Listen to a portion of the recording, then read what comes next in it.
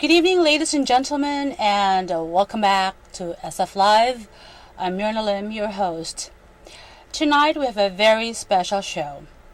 We have a couple of special guests. Former Dean Emeritus of the Ethnic Studies Department at UC Berkeley, Professor Ling-chi Wang. We also have the former president of the American Federation of Teachers and a former ESL teacher, Mr. Ed Murray.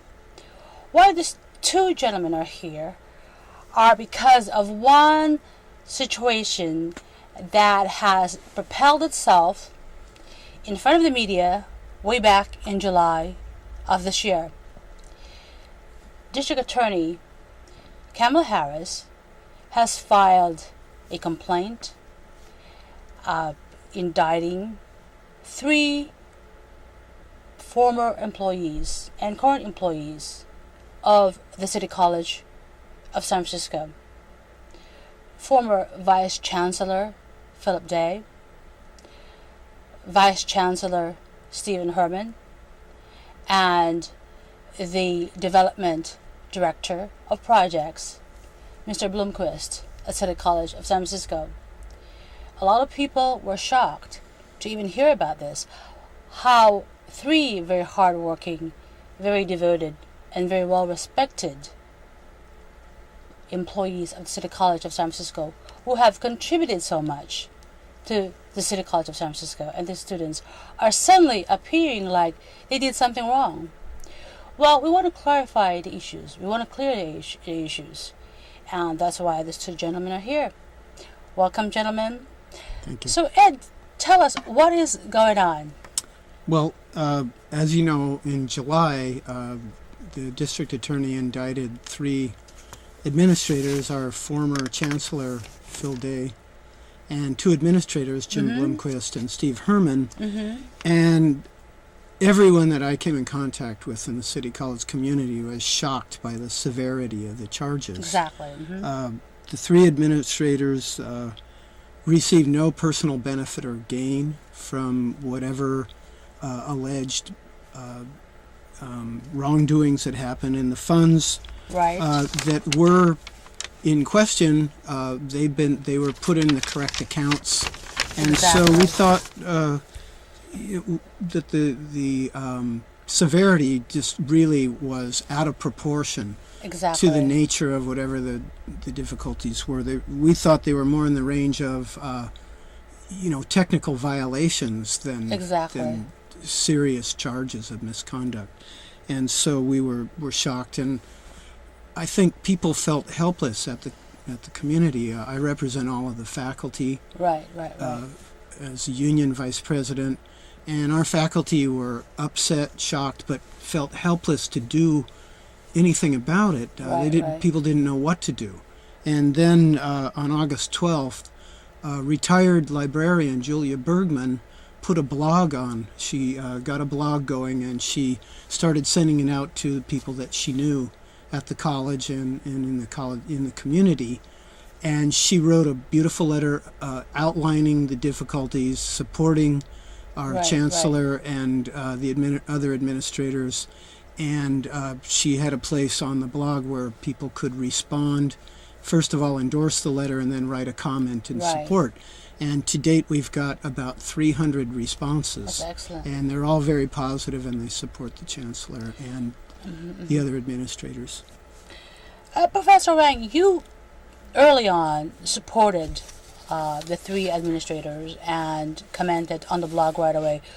You are a well-known leader in the Asian community and has been so for the last 40 years. Very well respected, very well known, a former Dean Emeritus of the Ethnic Studies Department of UC Berkeley. So you have a lot on the line in this. For you to come out and say, look, these 3 gentlemen are not getting justice here, are not getting a break. Tell us, what made you do this? Why put all of your reputation on the line to support these 3 gentlemen? Well, thank you very much for that question, because I really think that City College or community, really San Francisco's community college, is a very, very important institution for people of San Francisco. And I think the Exactly. people of San Francisco need to know that, and how this kind of allegations that is being made against the four administrators are having an adverse impact on education.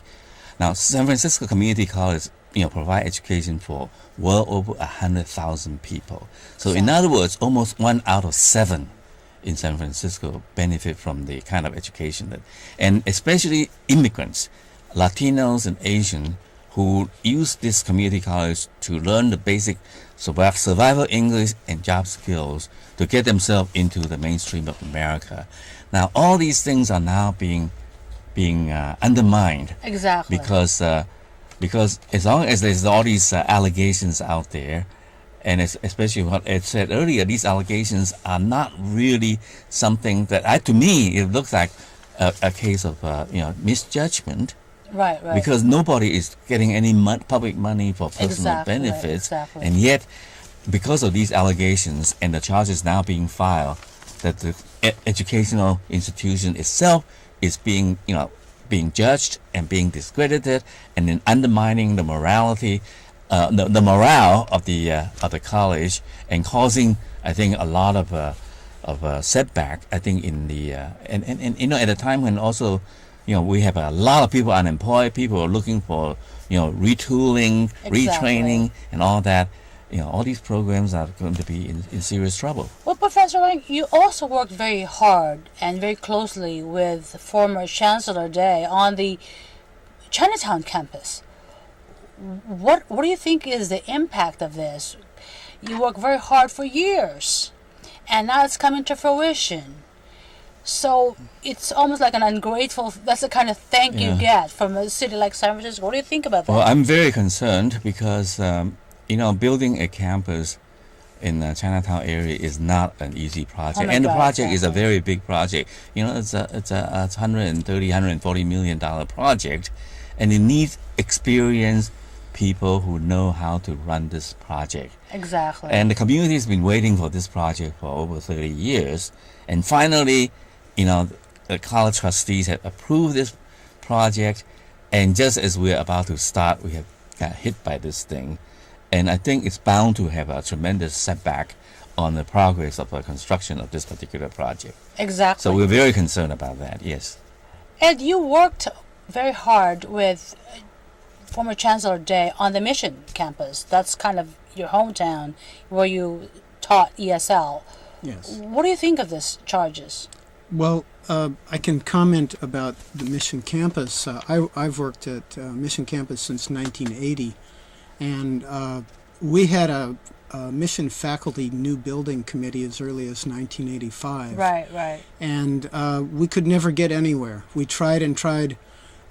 Dr. Day, the first day that he came to visit us at Mission campus when he started in 1998, he took one look at the building and he said, "We have got to get you a better facility because the students and the teachers are not getting what they need to do what they have to do to succeed." And so it was through his advocacy that we got the building built, and the change has been tremendous, both at the school and in the surrounding community. We're able to offer an expanded ESL program for the many people who need to, as Ling-chi said, to learn the basic skills of language and job skills.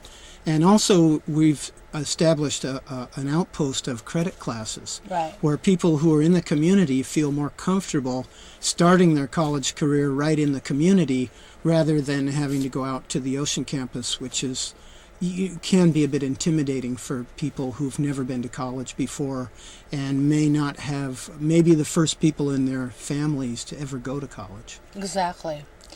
Now, I saw the blog. And as you had mentioned, there's already 300 posts on that blog. Would you like to comment on what people are saying on the blog? I think that there's a very important point that the public needs to know, and that is we have an elected board of trustees from people of San Francisco to govern this community college, and I don't understand why this thing could not be taken care of by the elected trustees. If the trustees